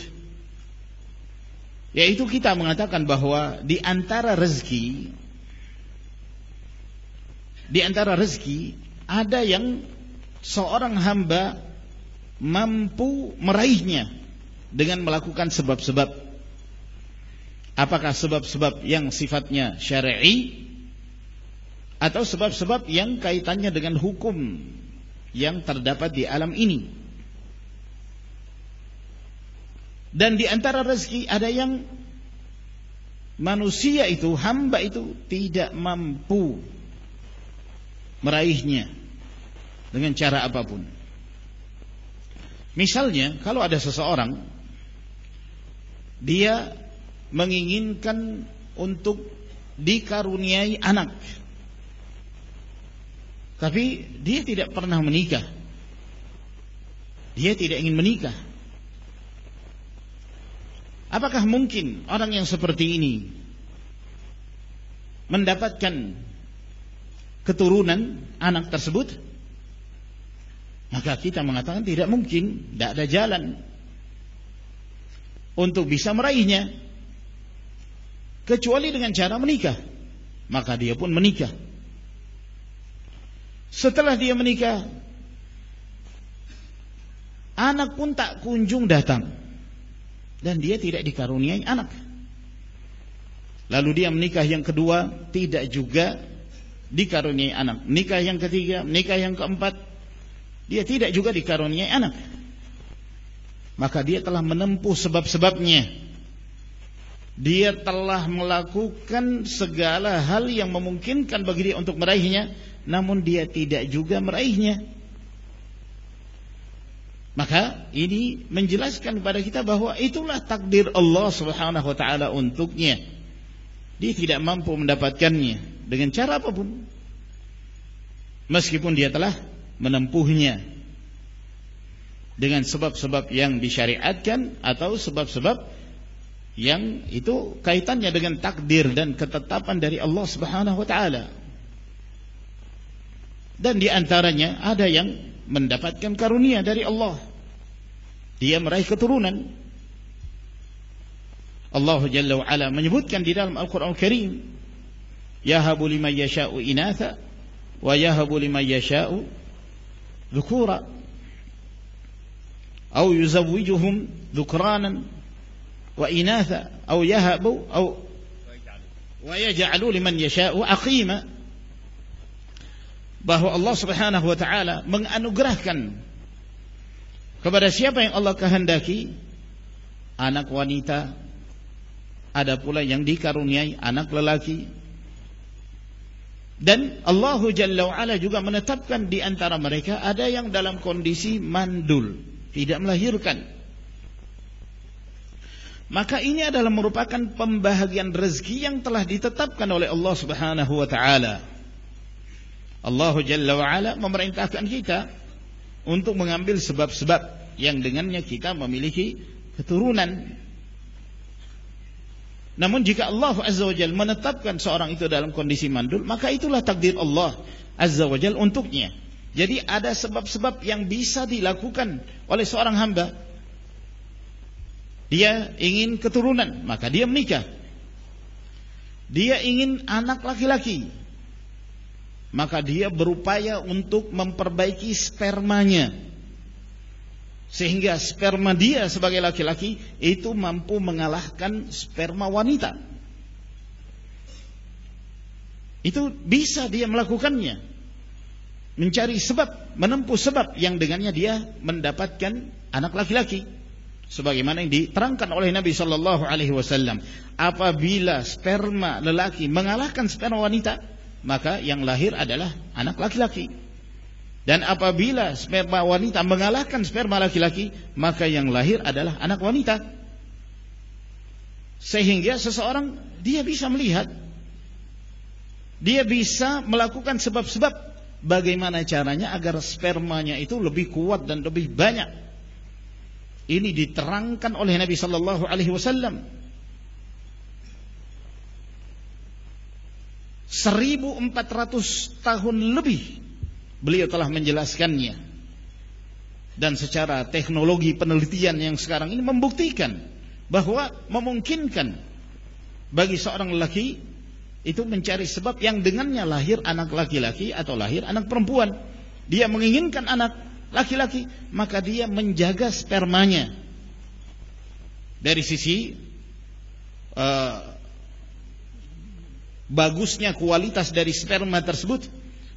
Lalu kemudian dia mengkonsumsi makanan-makanan yang dapat menguatkan sperma tersebut, sehingga pada saat terjadinya hubungan dia mampu mendominasi dari sperma wanita, maka lahirlah anak laki-laki.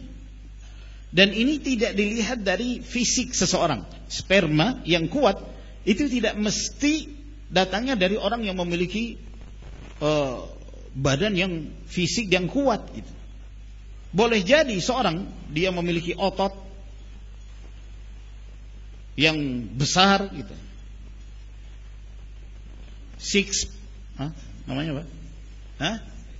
Six pack. Nah, dia berotot gitu, binaragawan. Tapi spermanya ada masalah padanya, sehingga pada saat dia datang ke seorang yang bisa melakukan penelitian, dilihat melalui mikroskop, maka terlihat ada gerakan-gerakan di dalam sperma tersebut. Dia gerakannya itu seperti kumpulan lebah di sarangnya. Maka terlihat apabila terlihat itu memiliki pergerakan yang kuat, itu menunjukkan bahwa sperma yang kuat. Tapi kalau terlihat pergerakannya itu lemah, maka ini menunjukkan sperma yang lemah. Maka ini hanyalah sebuah permisalan. Intinya bahwa seseorang berupaya untuk menempuh sebab-sebab.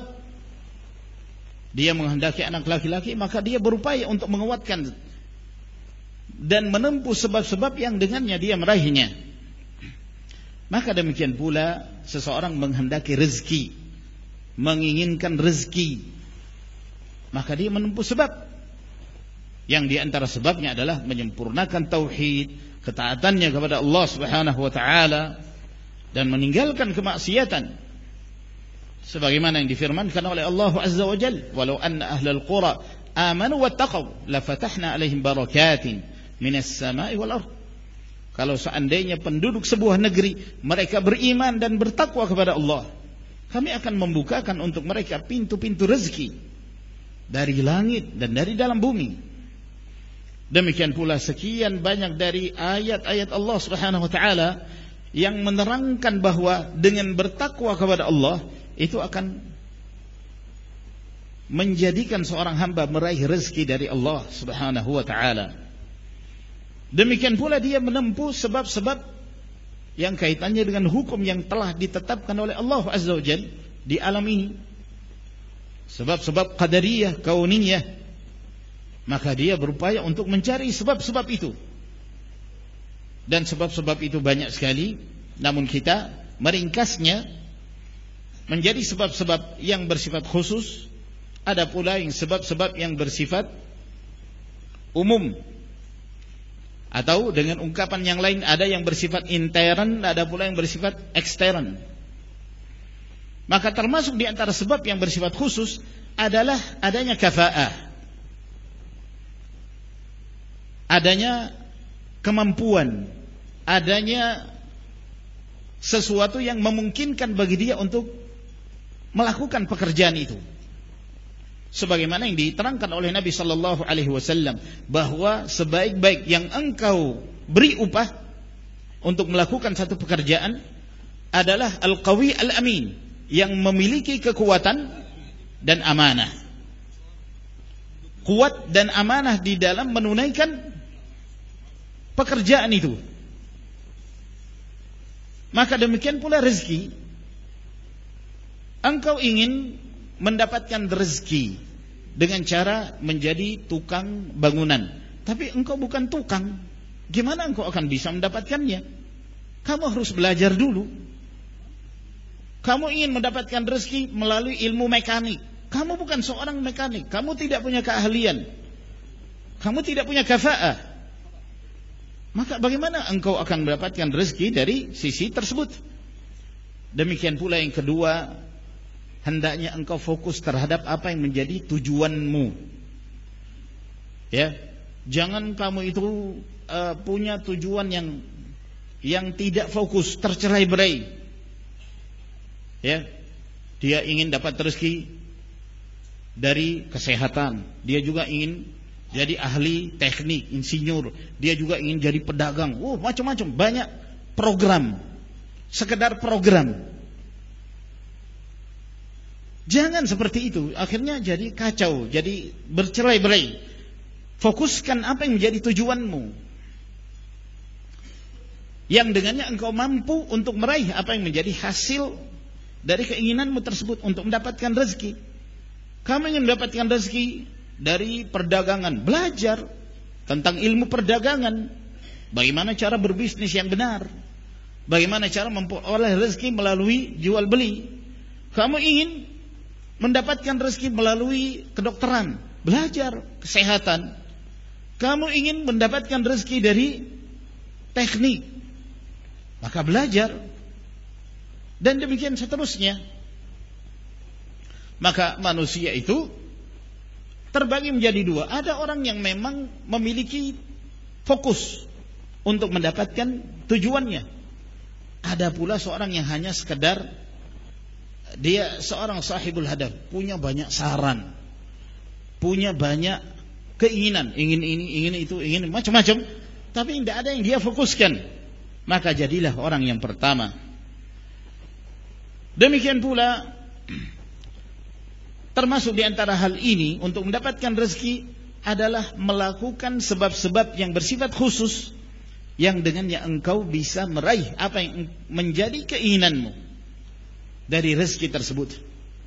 Lakukan sebab-sebab yang diperbolehkan yang dengannya engkau meraih apa yang menjadi tujuanmu. Kamu ingin mendapatkan rezeki melalui ilmu, maka pelajari ilmu tersebut. Ada ilmu yang harus kamu pelajari, ilmu kedokteran misalnya, atau yang lainnya. Kamu ingin mendapatkan rezeki dengan cara berdagang. Kamu melihat ini tempat ini bagus gak? Memungkinkan gak untuk seorang meraih rezeki? Kalau tidak, maka cari tempat yang lain, cari lokasi yang menurutmu engkau bisa meraihnya. Demikian pula yang terakhir yang ingin saya sampaikan di sini, bahwa hendaknya engkau melakukan manajemen yang baik dalam meraih apa yang menjadi tujuanmu tersebut. Lakukan pemeliharaan, lakukan hal-hal yang dengannya engkau bisa meraih apa yang menjadi harapanmu